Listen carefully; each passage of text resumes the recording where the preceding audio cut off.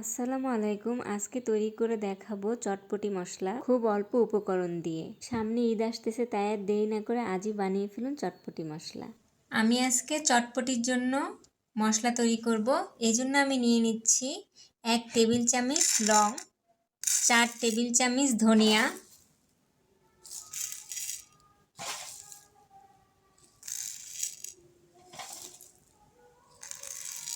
3 table চামচ মৌরি, এটাকে মিষ্টি জিরাও বলে, যে যেই নামে চিনে,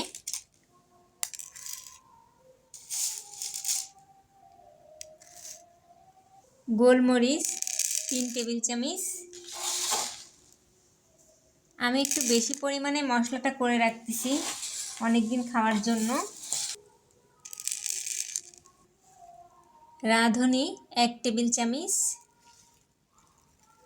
রাঁধুনি বা জই যেটা আপনাদের ঘরে অ্যাভেলেবেল থাকবে সেইটা দিয়েই তৈরি করতে পারবেন। আর দিয়ে নিচ্ছি কয়েকটা শুকনা মরিচ। এটা যার যার পরিমাণ হিসাবে সে দিবে, যে যতটুকু মশলা করবে সেইভাবে পরিমাণ মেপে দিবে। আমি মশলাটা প্রায় 3 থেকে 4 মাস সংরক্ষণ করে খেতে পারবো। মশলাটা যদি আপনারা একবার খেতে চান তাহলে প্রত্যেকটা উপকরণ 1 চামচ করে দিলেই হবে। এখন আমি এক এক করে সব মশলা ভেজে নিচ্ছি। প্রথমেই ধনিয়া দিয়ে দিলাম। এই যে আমি হালকা আছে ধনিয়াগুলো ভেজে নিচ্ছি। হালকা আছে ভাজতে হবে, বেশি পড়ে গেলে স্মেলটা থাকবে না।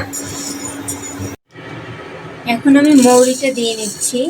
সব মশলা আসলে একসঙ্গে ভাজা যাবে না, যেহেতু এক একটা সময় লাগে, এক এক সময় লাগে যে মশলাটা হতে, এই জন্য সব আলাদা করে ভেজে নিচ্ছি।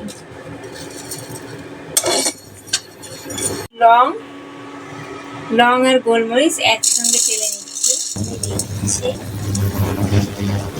এখন শুকনো মরিচটা তেলে নিব।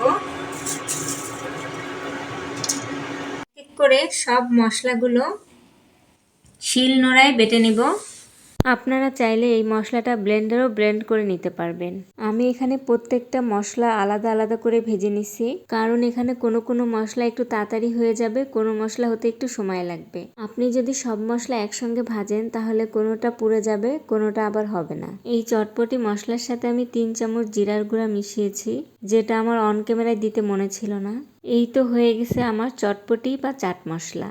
একদম অল্প উপকরণ দিয়ে ঘরেই বানিয়ে নিলাম চটপটি মশলা। এই মশলাটা শুধু চটপটি না, অন্যান্য খাবারের সঙ্গেও খেতে পারবে, যেমন ফুচকা, পুরি, সিঙ্গারা, মোগলাই পরোটা, বিভিন্ন ধরনের সালাদ আইটেম, চাটনি, আবার যে কোনো ধরনের সবজির সঙ্গে দিয়েও এই মশলাটা খেতে পারবেন। আজকে এ পর্যন্তই। সবাই ভালো থাকবেন। যদি আমার এই ভিডিওটি আপনারা ইউটিউব চ্যানেল থেকে দেখে থাকেন তাহলে আমার চ্যানেলটা সাবস্ক্রাইব করে রাখবেন, আর পেজ থেকে দেখে থাকলে একটা ফলো দিয়ে রাখবেন আরো নতুন নতুন ভিডিও দেখার জন্য।